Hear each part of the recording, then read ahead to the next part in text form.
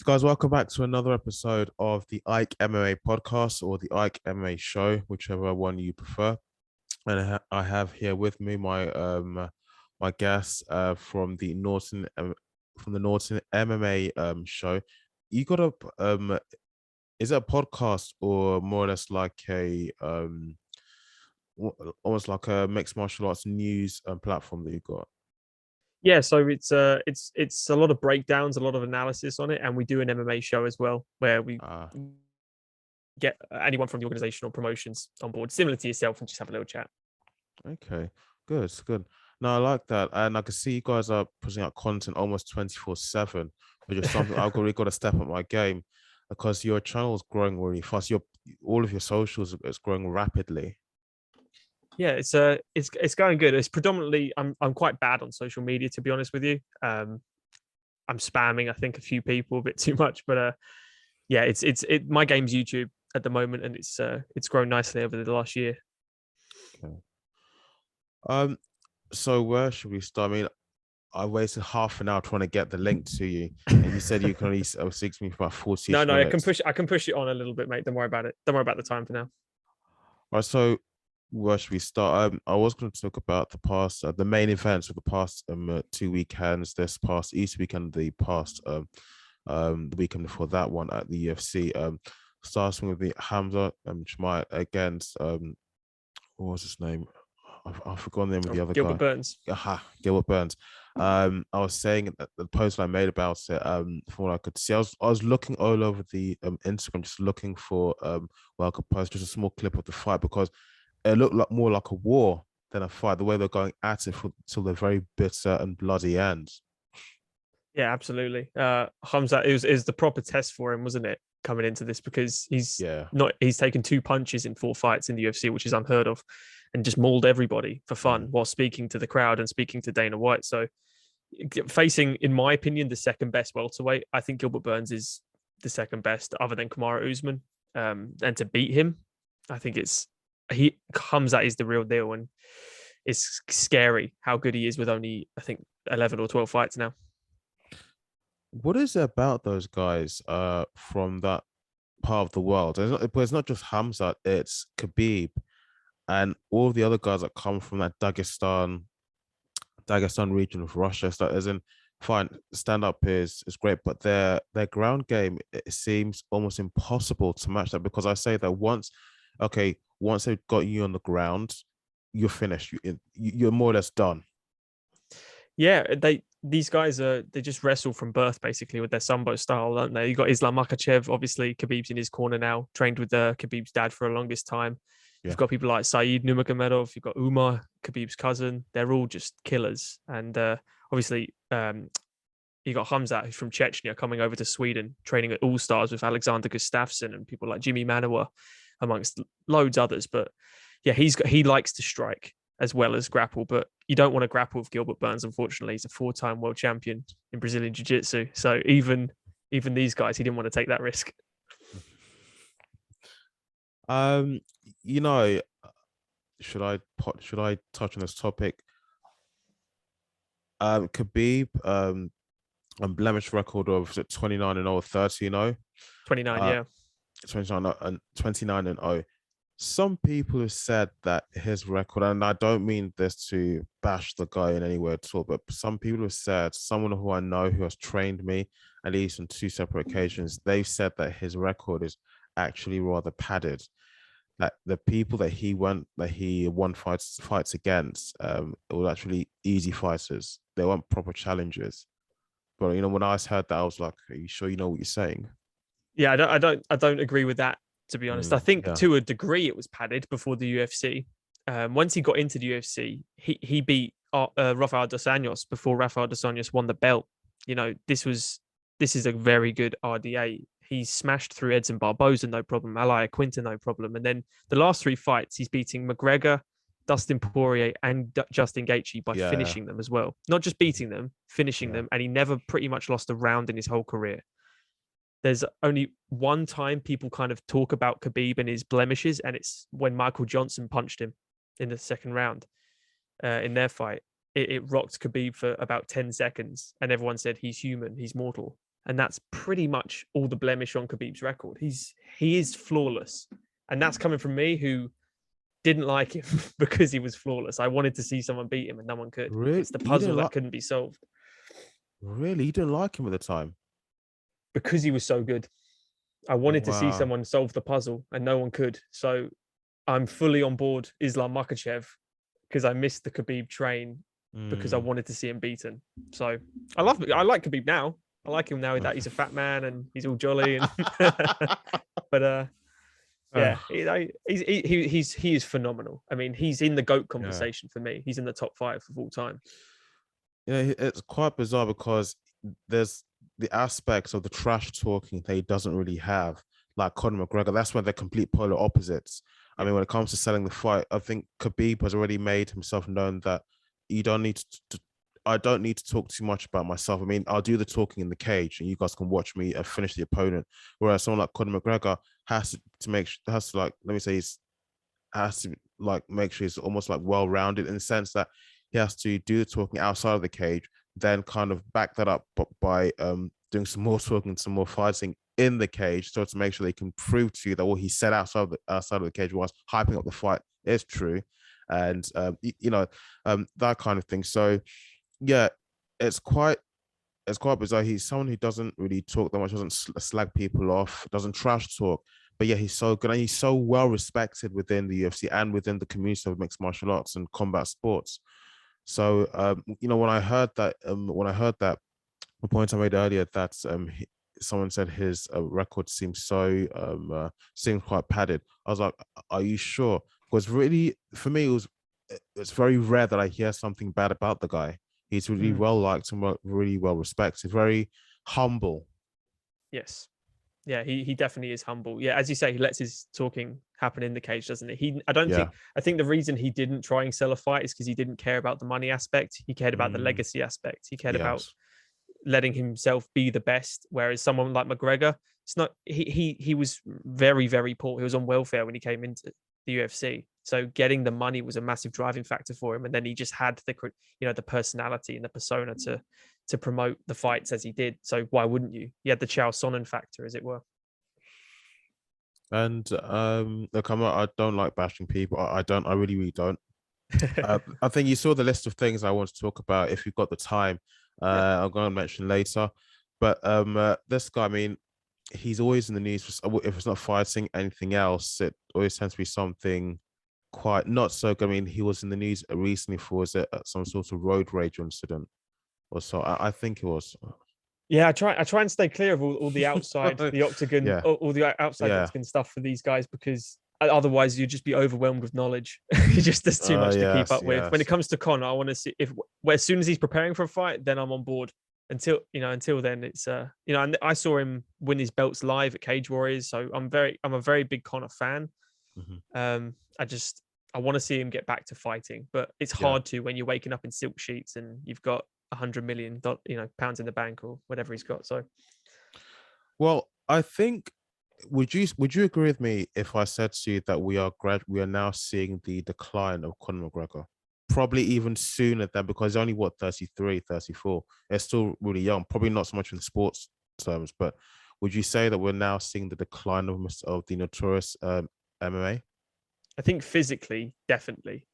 I think his knowledge of MMA has gone up more than ever, and mentally he's probably still there, but from a performance point of view and what he could actually do, I think we've seen the best of him for sure. I don't think he's going to win a belt again.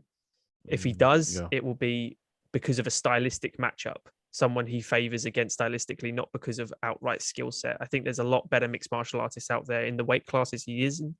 Like at lightweight, Dustin Poirier had his number twice. And Dustin Poirier has now fouled at the title twice. Now, MMA maths never make sense Mhm. perfectly. He beat him, so he beats him. Doesn't work. But I think if Conor McGregor is going to win a belt, he's going to get that Dana White privilege to get the title shot again, and Okay. probably does deserve it based on how much money he makes for the company. But I agree with you. We have seen the best of him. We will see the decline of him very soon. Because the way I see how he fights, and even after the second loss to Dustin Poirier, they still want to run it back for a third time. Um, I'm not sure is that still gonna happen? Probably not. I think Yeah, Dustin's looking for that Nate Diaz fight. yes, yeah. Yeah, and Dustin, I think's only got 1 or 2 fights left on his contract, and I think they're probably going to try and set up Conor McGregor against Nate Diaz, or Conor McGregor versus like Michael Chandler, something that will really impact the fans as like a high stake, high money fight, trying to squeeze every last drop out of Conor. Yeah, of course. I mean, speaking of Nate Diaz, I even heard some people are saying this from another podcast a few months back, excuse me, that he's now this contract just approaching the expiration date, and I think after what he's going to do before he fully hangs up his gloves and boots, whatever, he might go and fight Jake Paul in boxing. I was kind of, I heard that, I was like, this is just crazy. It's never gonna happen. But the way things happen in this sport, anything can happen. Yeah, whenever I've thought that's not going to happen, that I thought that when Conor fought Floyd, that's never going to happen. He ended up fighting Floyd and actually did quite well against Floyd. And then like Logan Paul fought Floyd, Jake Paul's actually being successful, hand-picking opponents as it is, and he's fighting old MMA wrestlers, not boxers, but still, he's very clever, very intelligent guy. Even though he's annoying, he's still smart. I'm never saying never. Unfortunately, he is smart. He knows. Look at him. He's doing very well for a reason. He's a very good boxer. He is a very good boxer. He has a lot of power. Jake Paul. He is a good boxer. Okay, 100%. Okay, now this is the point that I was going to say. I was going to leave a little bit later. Let's talk. Let's go for it now. Let's lay it out. Go for it now, man. Yeah. I said to many other people, even during the Ben Askren fiasco, when they were going to fight, and when that was going on, and with the Tyron Woodley, I said, I'm not going to take this guy seriously, both him and his brother, until they fought a proper boxer. Now, I think that would have happened in December with Tommy Fury. And I think they nearly came to, well, I'm not sure the whole thing was staged, but they nearly came to blows backstage after an event sometime in December. That didn't happen because Tommy Fury fell ill.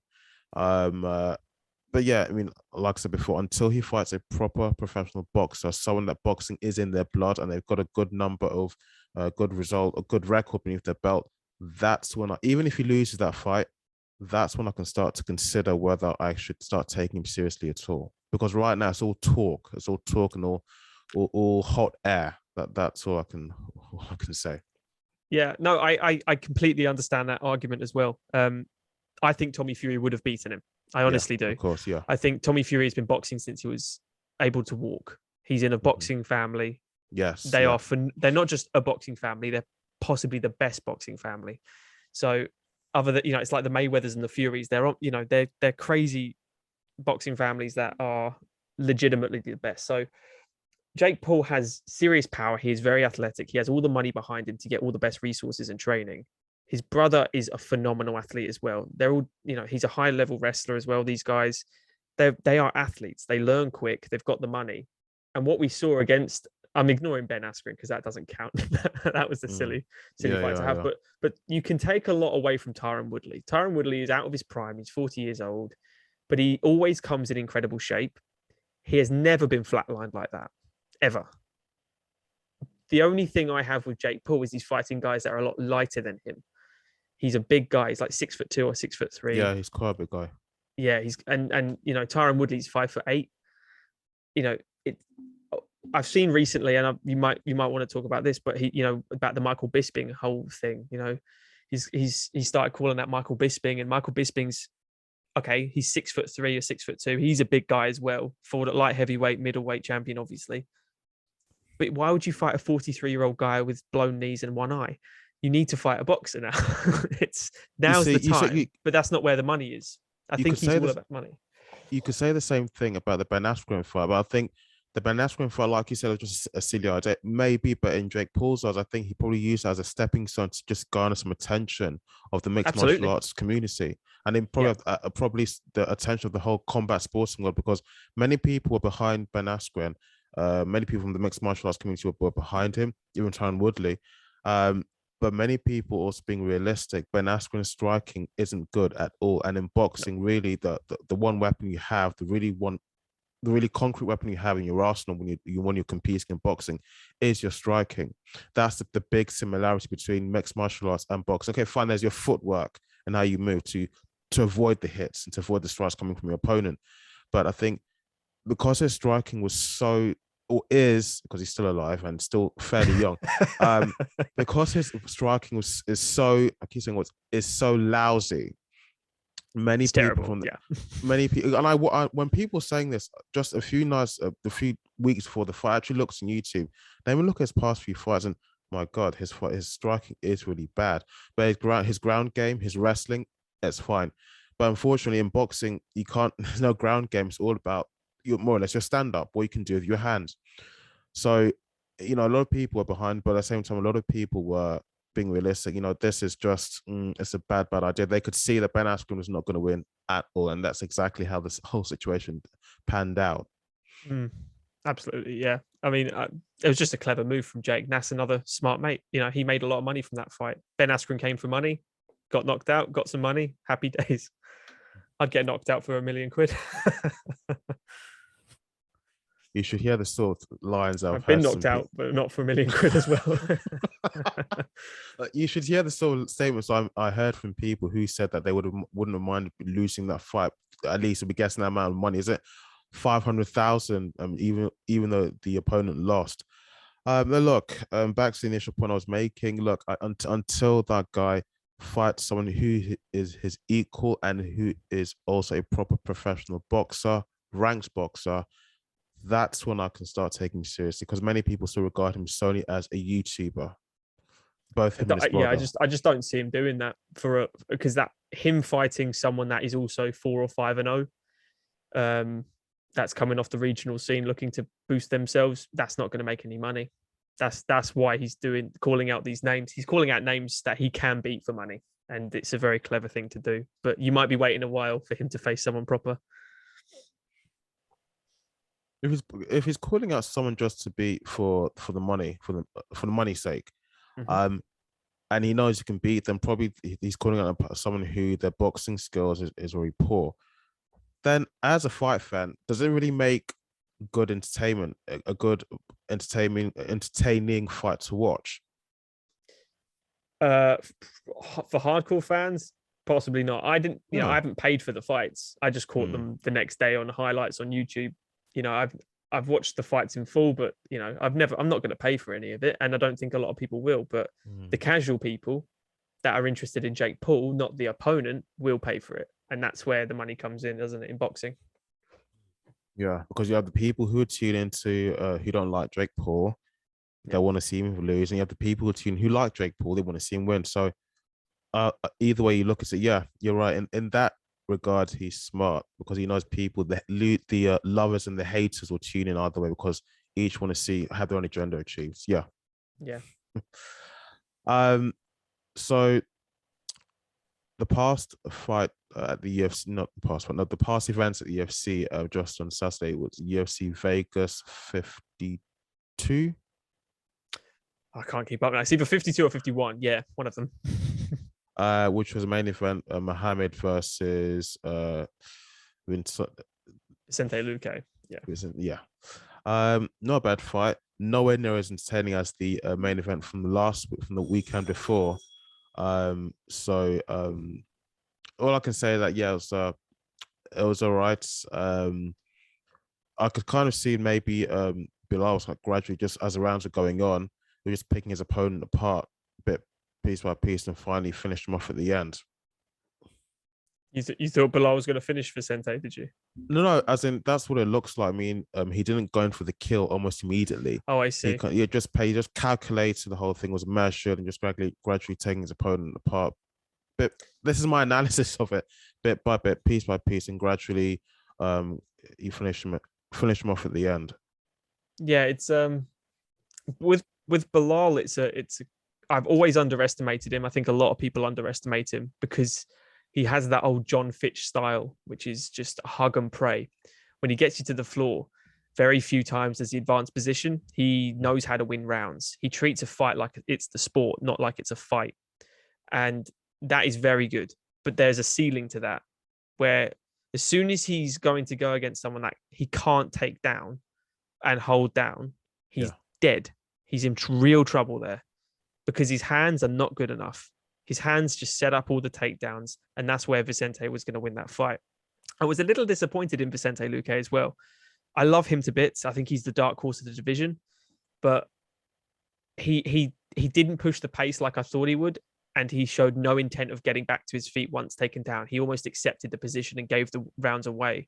And that obviously is, you don't want to do that against someone like Bilal, who will grind out the results. He all he wins, it seems, is unanimous decisions, which worry me.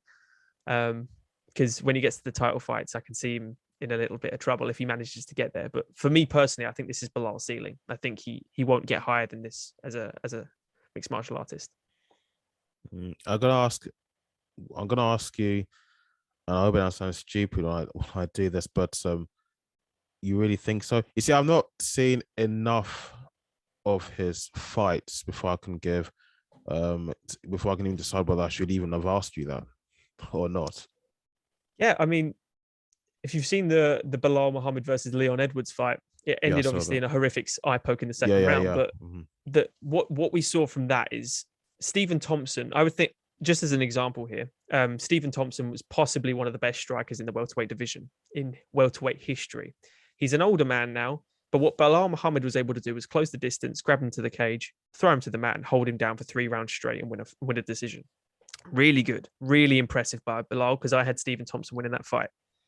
When he faced Leon Edwards beforehand, he couldn't get near Leon. The distance and the distance control Leon possessed was far too great. Couldn't get a hand on him. Every time he tried to close the distance, Leon caught him, hurt him, and pushed him back to the cage and landed his own offensive game. And there we saw the level where I think Leon, Gilbert Burns, Hamza, and Kamaru are in their own little bracket here.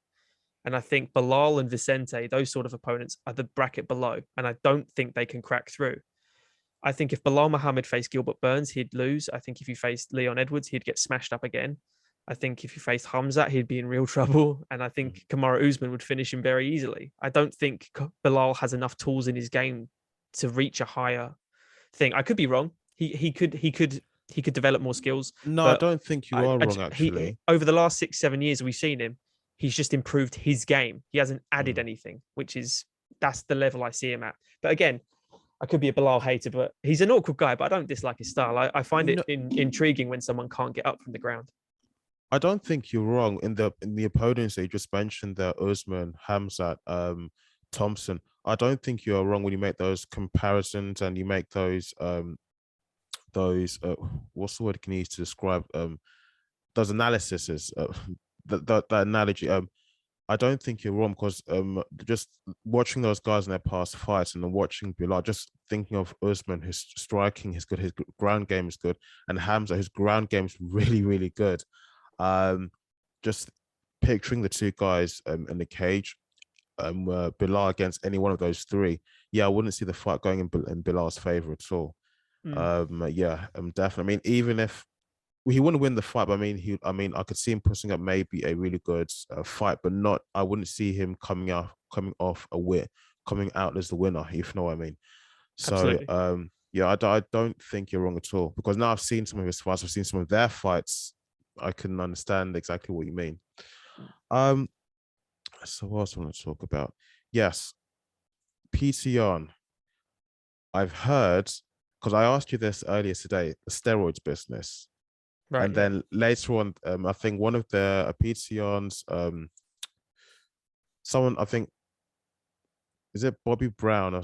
There was an athlete on the Joe Rogan podcast. He was there with his coach. And Bobby Green, yes. Yeah. Big mistake with the name. Bobby Brown, I think, wrote some songs, didn't he?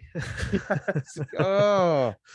I'm a bit nervous. So please, you have to forgive me. No, you're good. So they were on the Joe Rogan podcast recently, and I think him and his coach were saying that PTR and some of the PTR's other teammates or his part of his team, his entourage, they were out in Thailand training and sparring. and they were using steroids. And the reason why they're using it in that particular country was that because there's no athletics commission or equivalent of what you'd have in the US that can just randomly turn up at the training center or the venue and just test the athletes and catch them out for steroids or any other banned substances. But later on, I think Peter Yan's coach and his team, they said that's bullshit. That's not true at all. They don't take steroids at all. Now, no particular names are called out, but it was said that they actually saw this guy actually taking the steroids. And I think, though it's never been confirmed or proven, but when you look at the athletes, I think people have said there's a lot of suspicion that definitely some substances have been taken, definitely before they've made tremendous wins. Yeah, it's hard for me to say, obviously, because it's I haven't seen any. I haven't heard the episode, unfortunately, on Joe Rogan, or seen the videos or whatever. But I know definitely USADA go out to Thailand. I know that for a fact because Khamzat Chimaev had to do 2 tests in a day when he was training at Tiger Muay Thai down in Phuket. So he definitely get tested down there. So I think that's incorrect data, but from the podcast.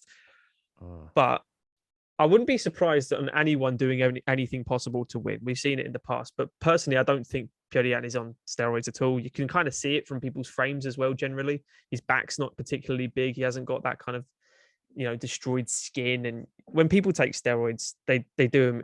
You can normally see their performance. And Yan has always been a slow starter in fights, picks it up late. If you're on steroids, you look like Vita Belfort, back in the day doing spinning wheel kicks and at 40 years old. So yeah. I personally wouldn't have thought Yan's on anything. So there's certain things in the overall structure and overall frame of the particular person that would actually give away telltale signs. But I thought one big sign is acne on the back. The back is full of spots. Yeah, you see that in gyms a lot, don't you? When individuals are just taking steroids just to get big. But that's a different kind, I think. That's a different kind of steroid. That's just for muscle growth. There's so many different drugs you can use for boosting endurance and how you work out. But yeah, any form of replacement therapy at all, I don't think. I could be wrong, but I wouldn't have thought Yan's on it. Although his team are a bit weird. Oh, okay. When you say weird, as just when it comes to like throwing the illegal knee in the first fight and just coaching advice, they all their visas got declined for the fight against Aljamain, so he had no corner team pretty much. Ouch. Yeah.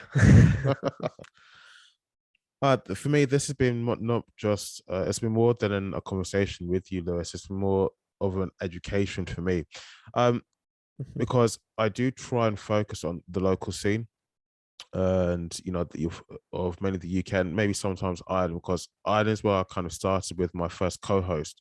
Before gradually I was encouraged to focus on what's happening on my own doorstep here, but because it's what's my first fighters that I've been interviewing, they're Irish, so I still keep up with what's going on over there, because I started a podcast with them. But what I hate is that for the local scene, for the those that fight on the smaller shows, smaller promotions, there isn't enough information about them in the media. And when you watch these guys fight, when you watch them fight, you can see they're very talented. Yeah, absolutely. Very talented, and the fighting is really entertaining. Yeah, and I think credit to you for covering local talent. I know Mason down at the British MMA scene on social media as well. He does a lot to try and promote anyone from Battle Arena, Golden Ticket, all these sort of lower MMA events, but still hold very good talent. I know very little actually about Irish MMA and the local scene, so you're an educational point of view for that for people that need to check it out. So I don't think there's anything else I'd like to ask you or even cover, but is there anyone you want to give a shout out to? I think we could start to wrap up. Yeah, no in particular, but no, I just appreciate it was a really good chat with you, sir, and you've got to do it again. It'll be nice. I could try and get you on my show one point or the other. I make sure I have to do my research for coming on. No, definitely. Perfect. Okay, so Lewis Norton. Yeah. Thank you so much for joining me on the show, and definitely have to do this again. Thank you so Perfect. much. I appreciate it, sir. Thank you. Thank you. Take care.